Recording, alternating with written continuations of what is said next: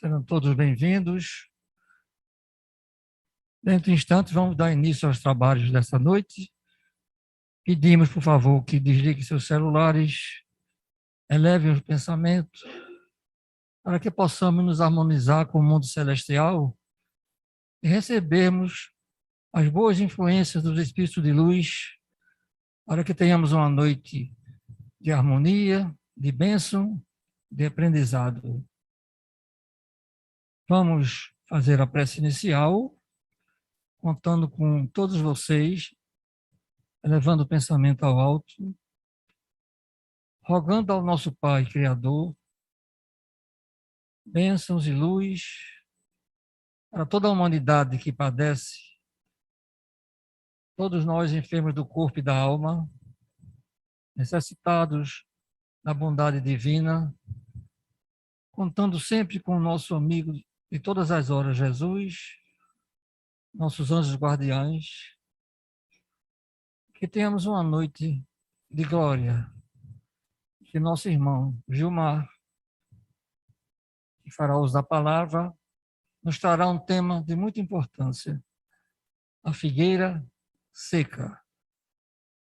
É um alerta para todos nós, para que não sejamos árvores frondosas, e sim árvores que frutifiquem o bem, o amor e a caridade. Então, iniciando os trabalhos, passa a palavra ao nosso irmão Gilmar. Muita paz.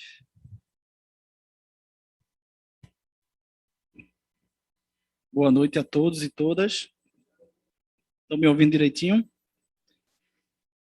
Graças a Deus estamos aqui de volta, né? Depois desse momento de muito aprendizado, que ainda estamos nele.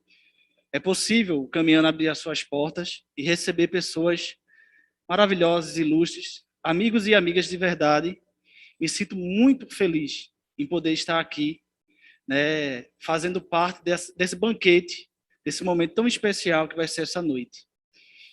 E falar da figueira seca é interessante, porque quem conseguiu ver no grupo a mensagem de Rogério disse, poxa, ele sintetizou bastante, deixou bastante claro o que a gente vem falar aqui essa noite, seguida agora com as palavras de seu Luiz.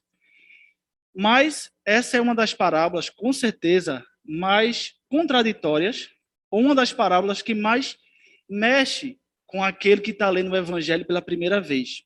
Ela está no Evangelho de Marcos, né, 13 em seguida.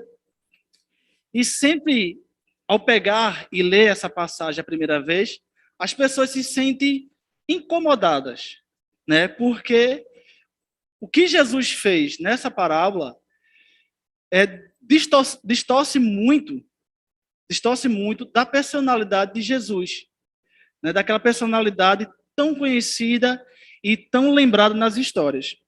Então, conta o Evangelho que Jesus estava voltando de Betânia e de longe avistou uma bela árvore, né? Aquela árvore grande, frondosa, suas folhas belíssimas, brilhantes, bastante viçosa, né? Dando a entender que era uma árvore muito saudável. Ao redor dela, as outras árvores não estavam em destaque. Ela sim estava em destaque. As outras estavam simples, sem folhagem, né? Bem fraquinha, vamos assim dizer, diante daquela árvore frondosa. E Jesus olhou e disse, vamos até lá. Vamos ver o que é que eu posso, né? O que é que eu posso tirar dali. Afinal de contas, estou com fome. Jesus foi caminhando até aquela figueira. Quando chegou lá, que passa o olhar dele, faz aquela análise, nota que não tem nada naquela árvore. Então Jesus pronuncia a seguinte palavra: de você, desta árvore, ninguém comerá mais nenhum fruto. Passado a situação, eles retornam para a cidade. No outro dia, quando vem passar pelo mesmo caminho, Pedro, que sempre estava ao lado de Jesus, nota que a árvore estava seca, que a árvore tinha secado. Do mais alto gaule, as raízes. Não tinha mais nada naquela árvore. E Pedro diz, Jesus, olha como está a árvore que você amaldiçoou. E aí que entra a contradição, e aí que entra o debate sobre essa passagem. É bom lembrar o entorno dessa passagem. Jesus está ali já próximo ao momento da crucificação. Ele tinha sido recebido em Betânia, em festa. Em Betânia também, tem duas das grandes das amizades de Jesus, o Lázaro e a irmã de Lázaro, né, a Marta. Então, Jesus não estava com fome, se formos pensar o pé da letra. Ele tinha saído da casa dos amigos. Nenhum de nós, ao receber um amigo, vai deixar ele sair da nossa casa com fome. Imagine você receber como amigo Jesus. Né? Todos aqueles que ali conviviam com Jesus, o admirava, o respeitava, o amava. E por isso dava para Jesus o seu melhor em tudo. Então, por que será que Jesus, ao não encontrar figo, e aí tem outro detalhe, é interessante a gente saber o seguinte, que a figueira ela tem um período e ela tem um ciclo muito diferente das outras árvores.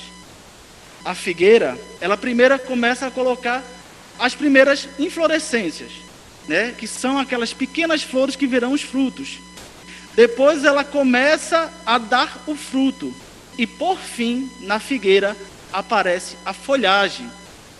Sabe-se, os produtores, né, que quando você vê uma figueira vasta de folha, né, muito bela, é sinal que os frutos estão ali prontos ou perto de amadurecer, prontos para ser colhidos, para ser utilizados, para servir de alimento para todos nós. E o erro da figueira não era não ter os frutos. Não era isso que estava errado nela. Qual era o erro dela? Estar frondosa em um momento que não era para estar. Estar exuberante no momento que não era para estar. Chamar a atenção no momento onde ela não estava preparada para aquilo ali. Estava chamando a atenção. Então Cristo disse, olha que o Cristo não fala nem em figos. Ele diz, bora ver o que é que tem ali. Bora ver se eu consigo alguma coisa naquela árvore. E quando chegou lá e examinou a árvore, ficou notório que não tinha nada. E se a gente for mais além, isso aconteceu mais ou menos em abril, se a gente for para o nosso calendário. E uma figueira, ela só vem dar realmente frutos em junho. Jesus, a inteligência suprema, nosso maior exemplo, sabia claramente que não era tempo de fígado. Mas a gente precisa entender uma coisa. Eu estou diante de pessoas aqui, alguém aqui da pedagogia, é professor ou professora? Temos uma ali, uma representante, outra representante. Bom, nós também somos educadores. E a gente sabe, quando a gente reserva alguma coisa para uma criança, quando a gente separa o material, tudo tem uma finalidade. Se é um quebra-cabeça, se ele vai ligar os pontinhos, né? Para os maiores, se é o problema de matemática que ele vai resolver, onde ele vai ter que ler o texto, contextualizar ali e elaborar o cálculo. Nada feito por Jesus é por acaso. Se nós, no nosso entendimento, enxergamos que a educação ela precisa ter um começo, meio e fim, imagine o Cristo, que veio nos dar lições que o tempo não iria apagar. Jesus sabia que naquela figueira não tinha figo e amaldiçoou mesmo assim. Que Jesus é esse, né? Que Jesus é esse? Que pessoa sem paciência, que pessoa sem entendimento do outro. Como é que ele amaldiçoou a pobre árvore que não estava ali com fruto? Na verdade, não era isso.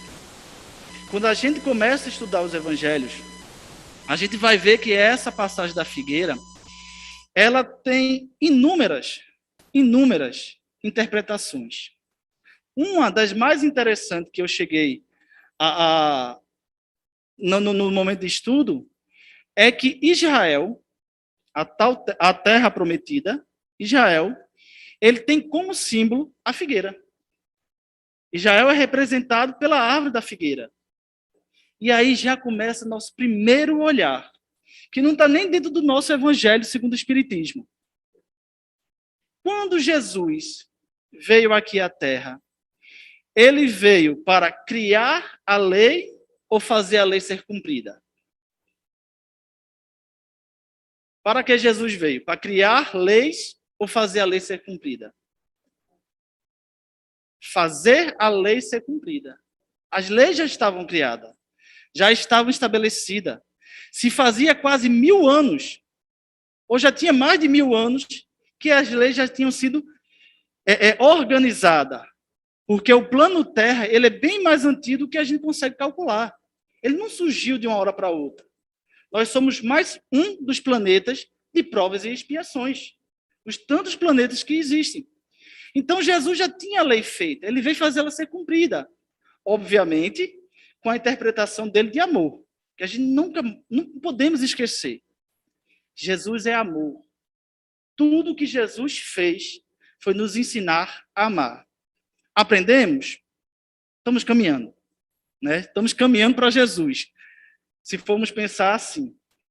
Mas, ao interpretar esse primeiro olhar que eu quero trazer, é o seguinte.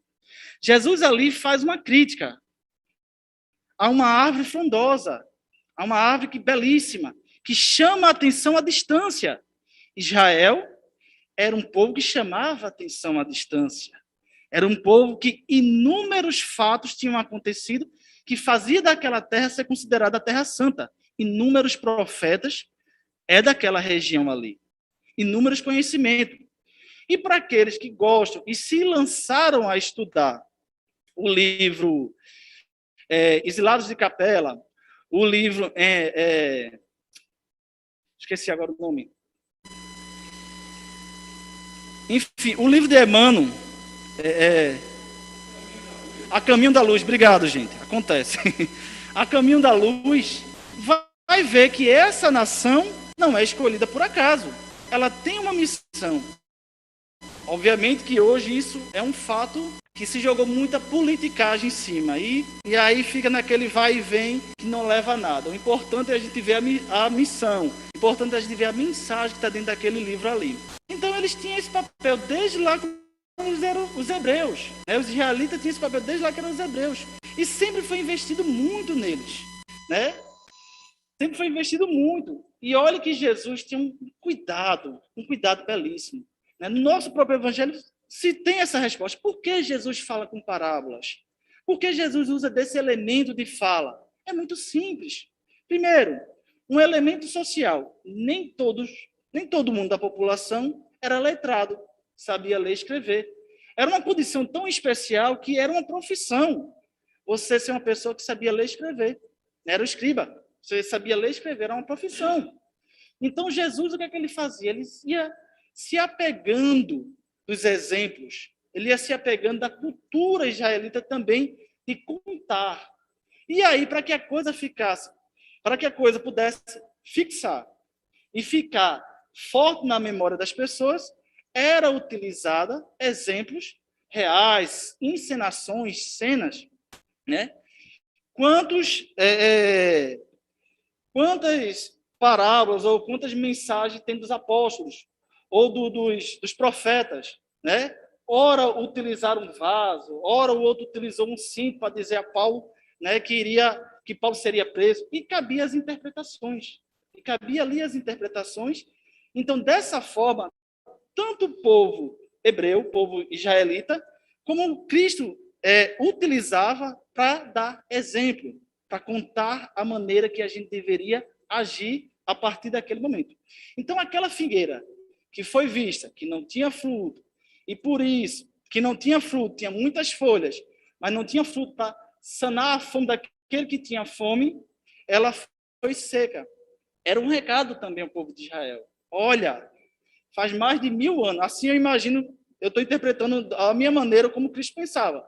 Há mais de 1000 anos que a gente investe em vocês. Há mais de 1000 anos que meu pai manda exemplo para vocês, manda pessoas, e vocês até agora só são frondosos, só tem a beleza externa e não tem nada de profundeza. Que é justamente uma das outras situações que a gente pode avaliar aqui, né? Quantas das vezes nós somos surpreendidos com os nossos momentos de figueira frondosa, né? Onde a gente, por muitas das vezes, e aí a gente tem os dois campos, às vezes no lance material, a gente se complica financeiramente, a gente se complica a imagem, porque a gente começa a mostrar algo que a gente não é. Né? Porque eu vou receber fulano aqui em casa, então eu vou correr, vou comprar isso e aquilo, porque fulaninho tem isso, trabalho junto com ele, eu também preciso ter. A gente recebe casos como esse até na nossa doutrinação. Quantas pessoas vêm procurar o centro espírita porque as dívidas estão muito altas? E o que foi que fez ele dever tanto? As aparências. Eu querer mostrar ao outro o que eu não tenho. Então a gente precisa refletir um pouco sobre isso aí. Primeira situação, a aceitação. Aceitar como eu sou materialmente. Aceitar minha condição. Aceitar minha condição material não está me tirando o direito de lutar por algo que eu quero alcançar. Pelo concurso que eu queira passar, pelo um cargo que eu queira ter dentro daquela empresa. Lutar da maneira justa e digna, como nos ensina o Espiritismo. Subir com os nossos esforços, sempre respeitando um princípio. Amar a Deus sobre todas as coisas e o próximo como a nós mesmos. Se a gente segue esse princípio, muita coisa a gente está fazendo na nossa vida. Então, aceitar. Mas, na matéria de aceitação e na matéria de aparência, existe algo pior do que eu ostentar algo que eu não posso pagar, ou pagar muito caro por ter tal marca de carro ou ter tal bem, que são as aparências morais. As aparências morais. E aí, quando vocês visitarem aqui a Figueira Seca no nosso evangelho, ele faz ele usa, né, a expressão, ele usa de exemplo algo que mexeu comigo, seu Fernando. Que ele diz assim, né? Os oradores, cuidado, oradores, porque muitas das vezes suas palavras são ricas, encantam, embelezam, mas se for analisado cada palavra que sai de você, analisado de que maneira, o que ele fala, o que ela diz, o que ele realiza, o que ele convive, como ele realiza na prática aquilo que ele fala. Oi, seu Fernando. Ele fala para os outros, não fala para ele mesmo. E aí tem uma historinha que eu gosto de contar, que eu ouvi uns aninhos atrás aí, né? De um certo palestrante que tinha numa casa espírita, que quando ele ia palestrar, o auditório estava cheio, todo mundo, né, se encantava com a fala dele, e tinha uma senhora que era responsável pela limpeza da casa. E essa senhora o admirava muito, mas ela se achava tão pequenina diante dele, que ela não conseguia nem falar com ele. E tão pequenina que ela se achava diante daquele orador admirado, né? Carinhosamente cuidado pela aquela multidão que era fã dele. Passa-se o tempo, essa criatura desencarna, né? E no momento de aflição dele, eis que vem aquela mulher, num brilho, aquela energia luminosa, junto dela, né? Ao redor dela, assessores. E quando ela estende a mão para ele, quem é? Era aquela faxineira do centro. Estende a mão e o resgata. E você pensa que ele ficou grato, foi? A primeira pergunta dele foi: como pode ela me resgatar? Se eu era o palestrante da casa, se eu era um trabalhador da casa, se eu estava ali à frente, como é que pode ela me resgatar? Me responda isso por gentileza. Aí deixaram que ela mesma respondesse. Aí sabe qual foi a resposta dela? Tudo o que você dizia ali na frente, eu me esforçava para praticar. E pratiquei muitas vezes. Então, cuidado, para que a gente, orador, não seja essa árvore frondosa, né? Enchendo os ouvidos das pessoas de palavras bonitas, mas os nossos gestos e nossas atitudes não condiz com a realidade. E gesto e atitude, eu vou repetir as palavras do sábio seu Fernando, não quer dizer santidade de maneira alguma. Não é você viver enclausulado, né? Ser um autodelegado da sua situação. Autodelegado que eu digo assim, você viver ali cortado, espremido. É você viver a sua vida de uma maneira boa, plena, mas sendo realista com você mesmo. Nessa mesma casa aqui, em uma dessas salas dando aula, a gente falando sobre você ser verdadeiro para um dos jovens, ele disse: professor, e se eu que tenho o desejo, porque foi o seguinte, né, ele disse o seguinte: eu sinto prazer, eu gosto às vezes de perturbar aquelas pessoas que estão abaixo de mim, assim, no sentido da altura, do porte dele. Ele disse: eu gosto, eu acho legal isso. Eu, às vezes, Hoje eu tenho vergonha, mas eu gostava de fazer isso e gosto ainda. Mas aí eu não estou sendo verdadeiro quando eu estou dizendo ao Senhor que gosto de fazer isso, está sendo. Mas a diferença é o seguinte: você se conhece, beleza. Você tem isso dentro de você, ótimo. Mas o seu trabalho é lutar contra isso aí. Porque, na verdade, a gente só consegue colocar as máscaras perfeitas em nossa face porque a gente se conhece. A gente sabe onde está nosso ponto fraco. A gente sabe onde estão nossos medos. A gente sabe onde está o perigo para a gente. Então, a gente consegue colocar a máscara perfeita porque a gente já se conhece. Mas, às vezes, a gente disfarça tanto isso que a gente precisa de pessoas para nos ajudar a retirar essa máscara. E aí, muitas das vezes, isso não é feito com carinho, com respeito, como era feito por Jesus. Às vezes é feito com a mão forte, com a mão pesada. E essa é uma das interpretações da figueira. Cuidado com as aparências. Não só as aparências materiais, mas também as aparências morais. É melhor que a gente assuma e aceite quem somos, e aí sim, comece um exercício diário de retirar isso que eu já trago de errado dentro de mim, do que eu ficar disfarçando sepulcro caiado. Jesus é interessante demais. Cada vez que a gente estuda o Evangelho, o quanto a gente consegue ligar as mensagens do Cristo. Então, tenhamos cuidado sobre isso aí. Tenhamos cuidado para que a gente não esteja sendo um sepulcro caiado.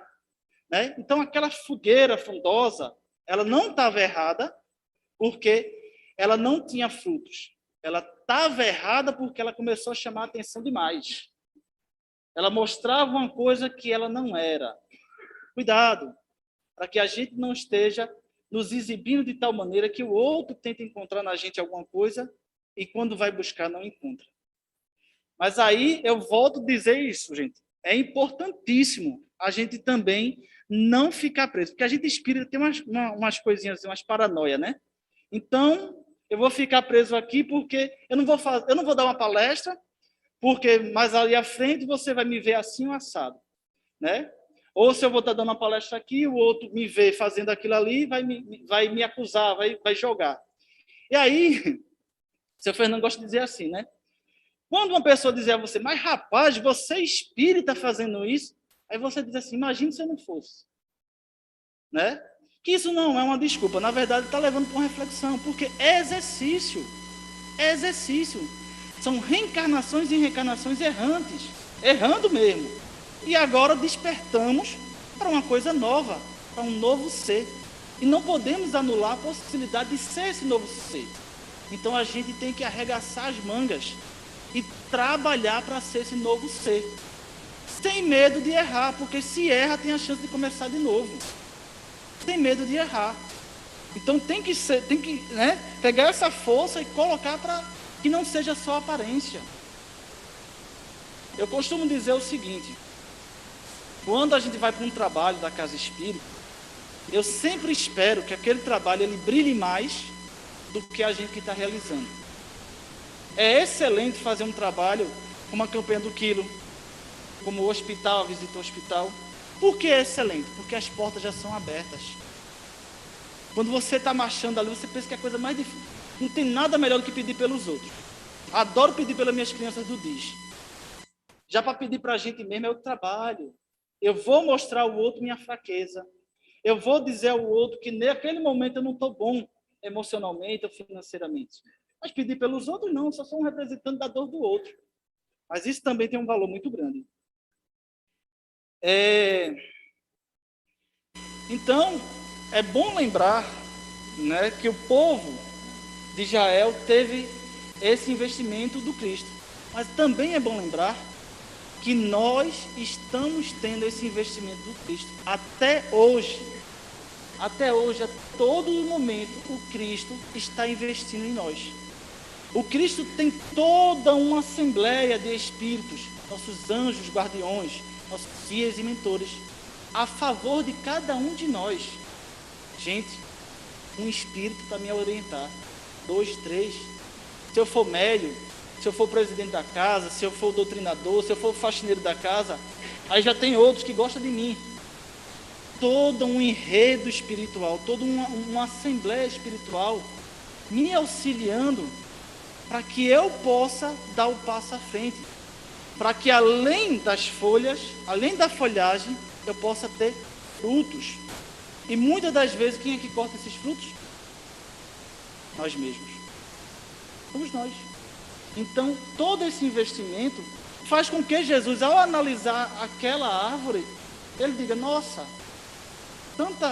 você está aqui tirando extrato da terra, você está aqui tendo mineral, você está aqui absorvendo ar, tendo água, e quando eu vou procurar fruto, você não tem nada para me dar. Obviamente que minhas palavras estão sendo as palavras mais egoístas possível, né? Jesus não pensa como eu, como você. Jesus pensa diferente. Mas existe outra figueira que eu queria trazer aqui essa noite. Essa é narrada por Lucas, que é a figueira estéril. Que tem gente que confunde a figueira seca com a estéril. A seca foi realmente seca do galinho lá de cima às raízes. E a estéril é diferente. Por que a estéril é diferente? Primeiro, que ela é narrada pelo próprio Cristo. É o Cristo que narra ela. E segundo, que ela tem uma pegada diferente. A árvore é a mesma, a situação é bem parecida. Sendo que ela está dentro de uma vinha, né, dentro de um vinhedo ali. E Jesus, né, narra que o vicultor ele foi lá tentar tirar figo daquela árvore. E não tinha nada lá. Não tinha nada. Novamente uma árvore frondosa, folhas belíssimas, mas não tinha figo. E ele diz, há 3 anos que eu venho tentar comer um fígado dessa árvore e não tem um figo sequer, não tem um fruto. Corta ela e lança ao fogo. Aí um daqueles ali da hora diz, não, Senhor, ela não tem fruto, me dá mais uma chance.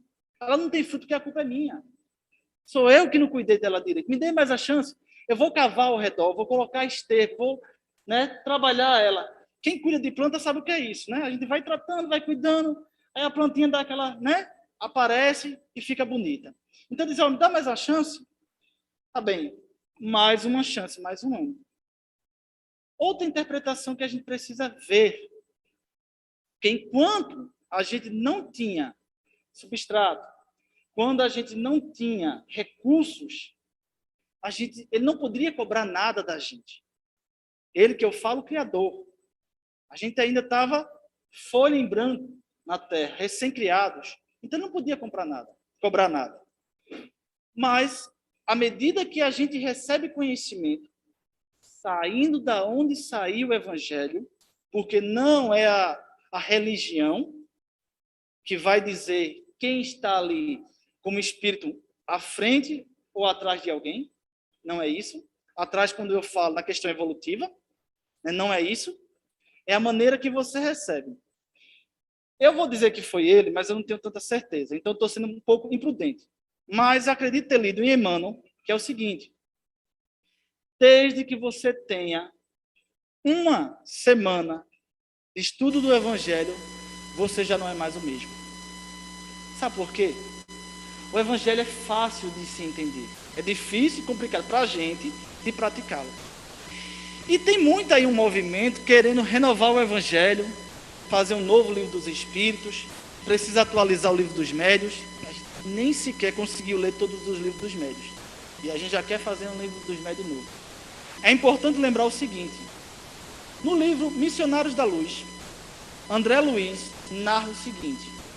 Há uma determinada situação onde eles precisam materializar um espírito, que não é um espírito lá de Júpiter, não é nenhum espírito muito evoluído, é um espírito que pertenceu ao plano Terra, mas que está numa condição que precisa que doe energia para que ele possa fazer aquele evento mediúnico ali e se materializar. E disse que aquilo estava complicado. O André Luiz quase que não consegue fazer a graminha, né? Então, um dos mentores lá abre um pergaminho e começa uma leitura que é para facilitar a concentração e facilitar aquele processo. Vocês acham que ele leu alguma biografia dos céus, excelsos, alguma coisa diferente? Não. ele leu o evangelho que a gente estuda aqui na terra. O mesmo evangelho. Qual é a diferença? A interpretação. Para além da interpretação, a absorção e a prática que esses espíritos, que hoje são os nossos guias e mentores, dão ao mesmo evangelho que a gente estuda. Os direitos são iguais para todos no Cristo, com Cristo. Estudamos o mesmo evangelho ainda. A diferença está na prática, na interpretação, na maneira de se utilizar o evangelho. Mais à frente, né, na passagem que o Cristo está narrando, que está sendo narrado aqui o nosso evangelho, ele diz o seguinte. Deixa eu ler aqui para ser fiel.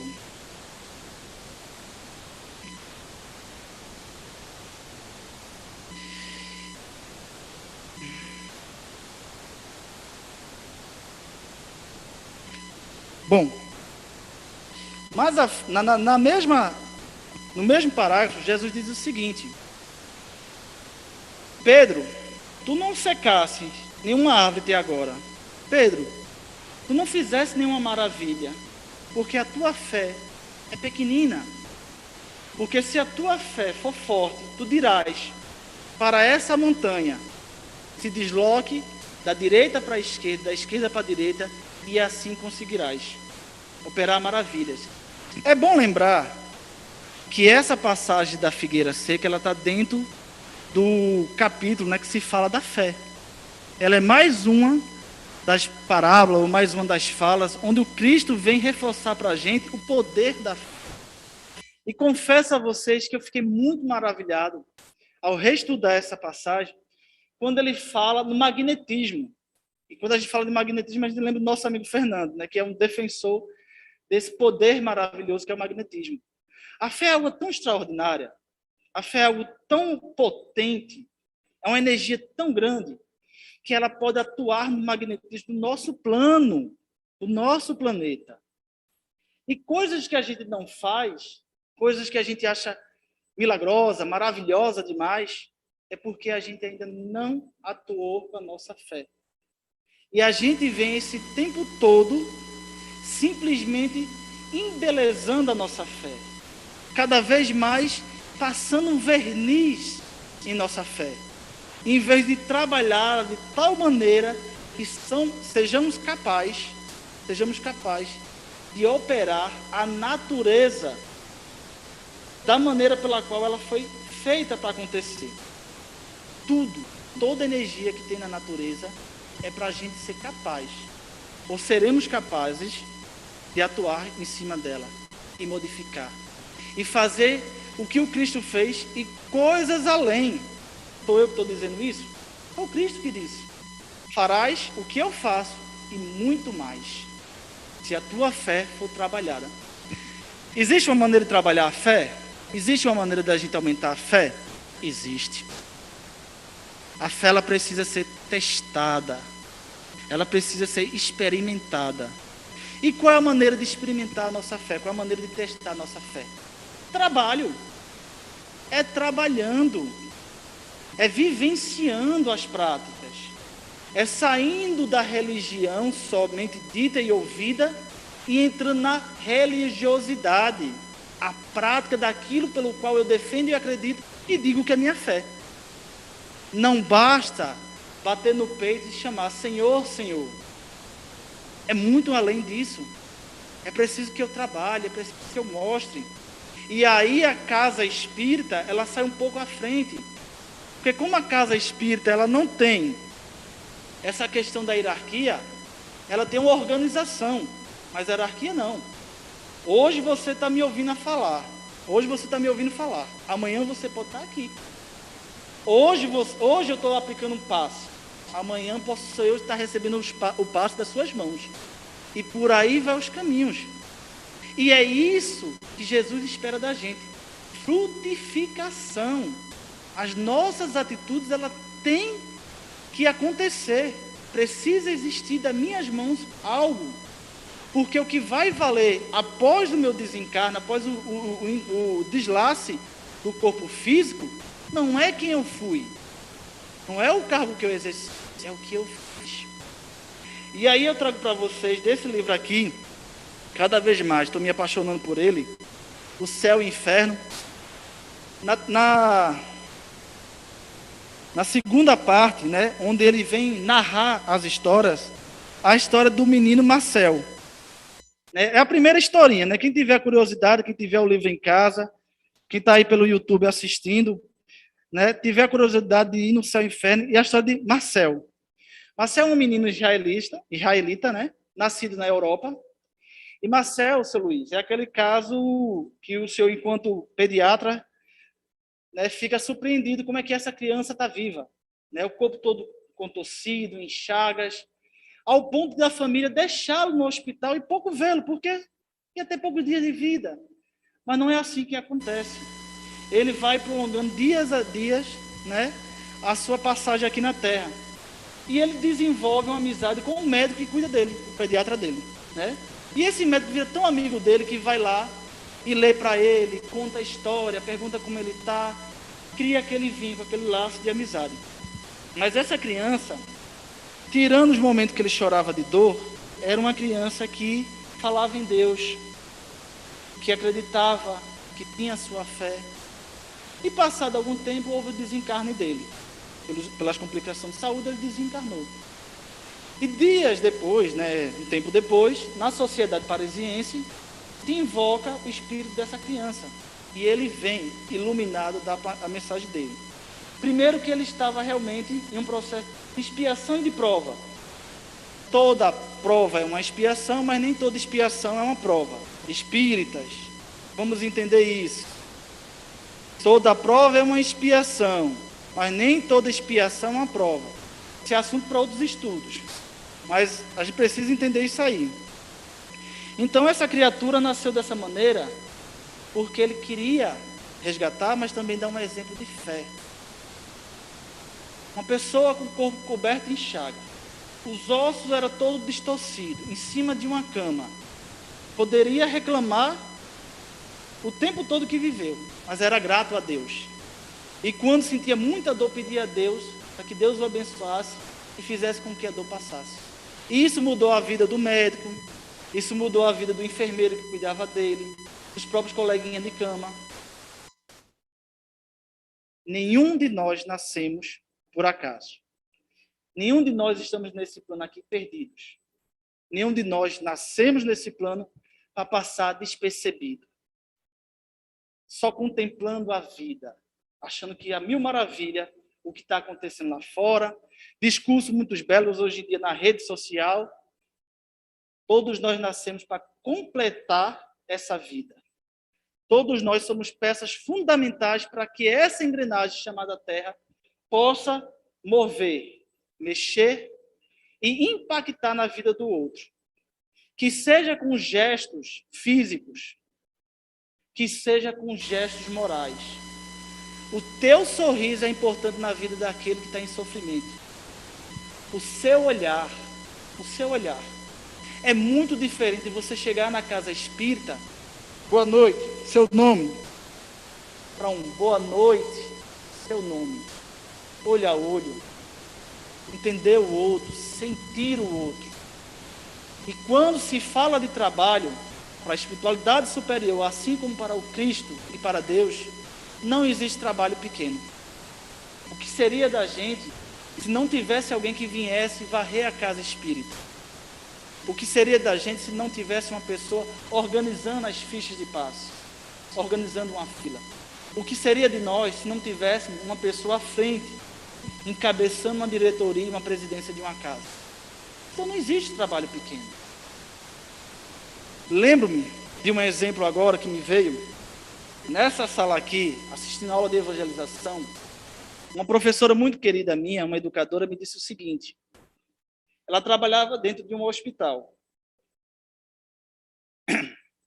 E lá tinha um maqueiro. Esse maqueiro, ele dizia que só acreditava em Deus. Só acredita em Deus. Esse negócio de religião não cabe para mim, não. Só acredita em Deus. E uma vez ela pegou ele, pegou no sentido assim, né? Observou ele empurrando a maca. Enquanto ele empurrava a maca daquela pessoa que ia para o bloco cirúrgico, ele ia em prece, orando por aquela pessoa, pedindo a Deus que aquela pessoa saísse viva, pedindo a Deus que aquela pessoa saísse. Ela, curiosamente, explorou a oportunidade e perguntou a ele. Ele disse, Dona X, toda vez que eu levo uma pessoa para o bloco cirúrgico, eu vou em prece. Eu vou pedindo a Deus que o abençoe, que ela saia viva, porque essa pessoa tem um filho, tem um marido, tem uma mãe, tem um pai, tem alguém que gosta dela, e ela precisa voltar. Tem exemplo de religiosidade maior? Quantos que a gente condena porque diz que é ateu, e a gente condena, é um ateu. As atitudes desse ateu é mais nobre do que essa pessoa que vos fala, que tem mais de 20 anos de espiritismo. Quantas vezes? Aquele que a gente acha que não está fazendo nada, aos olhos do Cristo, está fazendo tanto, está ajudando tanto, né? Está colocando tanto. Aí na pergunta, o tempo, Hildo. Na pergunta 657 do Livro dos Espíritos, se vocês tiverem a curiosidade de ir lá, ele está falando sobre a contemplação. É algo salutar eu viver em contemplação, eu viver admirando a criação de Deus, é algo salutar eu viver orando no meu cantinho, agradecendo ao Pai pela minha vida, pedindo pelo meu próximo. É algo bom, pois a oração também é uma caridade. Mas Jesus orava, e muito, mas também ele nunca deixou de arregaçar a manga e trabalhar. E todos os espíritos que passou na nossa cabeça agora como exemplo, todos, que a gente tem como exemplo, sempre trabalhavam e trabalharão muito ainda. A gente tem o seguinte, né? A gente espírita tem uma curiosidade, né? Porque depois que a gente descobriu a lei da reencarnação, a gente quer parcelar umas coisas para a próxima vida, né? Na próxima eu vou ter condição, na próxima, e também tem o se Deus quiser. Se Deus me der condição de ganhar na Mega Sena, eu, né, vou ajudar essa população. Porquanto, um pacote de fubá, um biscoito, uma água. Quem fez o trabalho da sopa já, sabe o quanto isso aqui é valorizado lá na rua. Sabe por quê? Muitas das vezes, o biscoito, a maçã, um sanduíche é dado, mas água não. É muito difícil. Então a gente começou a fazer esse trabalho de sopa. Eu digo a gente, não é só eu, gente. E a gente começou a ver que eles pediam água a gente. Água. Então, todo momento, a qualquer circunstância, esteja eu na condição que eu estiver, eu posso estar fazendo a caridade. Eu posso estar ajudando o meu próximo. Quando a gente começa a ter o entendimento que a caridade vai além da caridade material, e ela passa a ser a caridade moral, espiritual, é que eu me vejo mais ainda em condições de ajudar meu próximo. Recentemente, fazendo análise, e aí eu vi o padre Lancelotti, né, que é uma figura agora bastante polêmica, no sentido de servir de exemplo para uns e ser contestado por outros. E aí o padre Lancelotti disse que uma pessoa perguntou a ele, padre, eu me sinto inibido de ajudar essas pessoas de rua, eu gostaria de saber como é que eu faço para me aproximar, o que é que eu devo fazer por eles. E o padre disse, olhe nos olhos dele e dê um bom dia, boa tarde, pergunte a ele como é que ele está, como ele vai passando. Já é muita coisa. E aí eu me enxeri a fazer uma experiência, né, dentro de um ônibus aqui de Recife, dentro de um coletivo, onde subiu uma jovem, e ela disse o nome dela, se apresentou, deu boa tarde, uma pessoa muito educada, e falou o nome dela lá e mostrou lá o que ela estava vendendo, as balinhas que ela estava vendendo. E no fim eu fui comprar a bala e eu chamei ela pelo nome, seu Luiz. Chamei o nome dela e disse, olha, eu quero uma dessa daqui. Minha gente, ela esqueceu na hora o que ela estava vendendo. Disse, você prestou atenção no que eu estava falando? Testei. Isso foi uma experiência minha, né? Quantas vezes a gente está entregando a sopa, a gente está fazendo a campanha do quilo, e a gente esquece às vezes de olhar nos olhos do outro, de dar um verdadeiro bom dia, como você está. Isso é frutificar. Isso é se esforçar para ser uma pessoa melhor. Não vamos esperar as grandes ações. Não vamos esperar os destaques, como foi Madre Teresa de Calcutá, como é o Chico Xavier, tão referenciado por todos nós, como é fulano e beltrano. Vamos agir com as coisas pequenas. E aí volta aquele apelo que eu faço sempre. Vamos começar dentro de nossas casas, dentro de nossos lares. Não é porque a gente convive com a pessoa há mais de 30 anos, mais de 12 anos, que a gente vai deixar de dar um bom dia como você dormiu. Bom dia, meu filho. Bom dia, pai. Bom dia, mãe. A bênção, né? Um costume tão nosso, que é tão maravilhoso, e tem um valor tão grandioso, né? Então não vamos deixar de investir nesse pequeno jardim. A árvore, ela só se torna árvore depois que ela inicia a jornada dela como semente. Então, se eu quero ser um trabalhador do bem, se eu quero ser reconhecido pelos frutos que estou dando, porque fruto todo mundo pode dar. Existem mangueiras, né? Pé de manga, que a gente tem aqui uma frondosa linda na casa de mãezona, Dona Selma. Tem mangueira que dá frutos doces. E tem a árvore vizinha que o fruto é azedo. Então, frutos a gente até pode dar. Mas que frutos? Está servindo para o outro? Está chegando para ele de que maneira? Porque eu posso. Tome. Pode ser um tome. Né? Respeitoso, zelando, acariciando a pessoa, né? Envolvendo ela naquela energia salutar de amizade, de respeito, que diante de mim está outro ser humano que precisa da minha atenção e do meu cuidado. Então é disso que a gente está falando. Todos nós estamos em um só jardim, chamado terra. Todos nós somos árvores. E eu convido a cada um de nós que aqui estamos, encarnados e desencarnados, a pensar: que figueira eu estou sendo? Quais são os frutos que eu estou deixando? Dentro da minha casa, no meu trabalho, na minha vizinhança, dentro da religião que eu sigo, quais os frutos que eu estou deixando para trás? Como é que eu quero ser lembrado? E ser a árvore boa, aquela árvore que folhou muito, ou aquela árvore que nem conseguiu germinar? O tempo passou-se já. Já são 2000 anos, mais de 2000 anos de investimento na gente. Está na hora da gente assumir o nosso papel. Está na hora da gente entender que não é para a próxima reencarnação. É para essa. É para agora. Chegou o momento da gente frutificar. Tem idade? Não. Alguns despertam mais cedo, outros um pouquinho depois. Qual é o melhor momento? É agora. Esse é o melhor momento. Essa é a grande oportunidade. Não vamos fazer muito planos, não. Vamos começar a agir. E aquilo que se torna exercício vira uma prática naturalizada. Ora, era esforço eu dar um copo com água.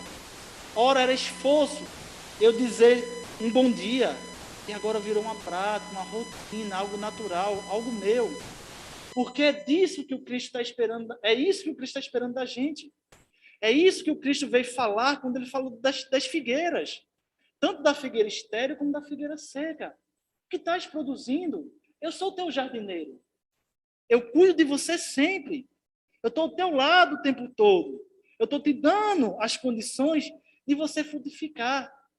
Cresça, apareça, brilhe e seja. Mas acima de tudo, deixe frutos. Porque dentro de cada fruto existe o quê? A semente. A semente. E da semente surgirá uma nova árvore. Se a juventude não visse o mais velho fazendo algo de bom, a juventude não ia aprender. Se a criança não vê o jovem fazendo algo de bom, a criança não vai aprender. Exemplos, temos muitos. Exemplos lembrados por todos nós pela biografia, pela história. Mas existem exemplos dentro das nossas memórias afetivas que não são lembrados, mas que estão dentro da gente. uma avó, um tio, um vizinho, que era aquela pessoa que te encantava quando ela fazia algo, que era aquela pessoa que sempre ajudou o outro, que era aquela pessoa que era tida como boba, porque ajudava e o outro fazia, ajudava e o outro fazia, ajudava e o outro fazia, e ela continuava ajudando. Eu espero que nessa análise possamos todos, e eu acredito, todos nós aqui somos figueiras que estão dando frutos, que esses frutos estão sendo colhidos, espalhados, nascendo em outras terras, e que assim a gente possa depois, quando voltar o momento certo, enxergar o nosso jardineiro maior e dizer a ele: me esforcei, dei o meu melhor, e quando pude, dei frutos doces, ao ponto de encantar pessoas, ao ponto de alimentar pessoas. Essa casa aqui é um local onde a gente vem buscar, onde a gente vem receber força o suficiente para trabalhar. Casas como essa são celeiros, mas o celeiro não foi feito meramente para acumular. Ele foi feito para alimentar aqueles que precisam nas horas certas. Cruzamos os portões dessa casa, nos fortalecemos. Está na hora de agora a gente produzir, para que mais à frente não sejamos pegos nessa pergunta: e teus frutos? Mostra para mim a tua cesta, cadê teus frutos?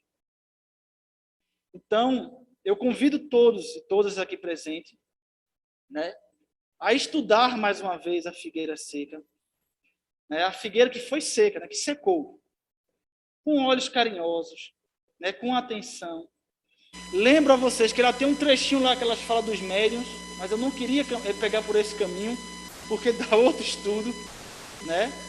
Então a gente precisa sempre estar consciente do nosso papel nessa terra. Nenhum de nós nascemos por acaso. Nenhum de nós passaremos em branco nesse grande plano terra. Todos nós temos uma tarefa a seguir, algo a fazer. Façamos, comecemos e não deixemos para depois o que tem que ser feito agora.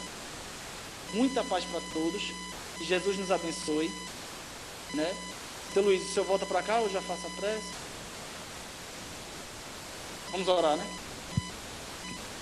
Convido todos agora, dentro da sua possibilidade, da sua realidade, fechar os olhos ou não, mas convido a todos que possam seguir o Cristo, esse irmão meigo, esse mestre, esse jardineiro que cuida de cada alma aqui presente, desencarnados, encarnados, que olha para a gente com um carinho daquele que acolhe, daquele que respeita, mas acima de tudo daquele que conhece o nosso potencial.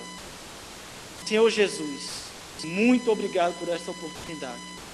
Aos mentores da nossa casa, pedimos a força, a coragem, para que possamos permanecer nesse caminho que nos abre os olhos e o coração.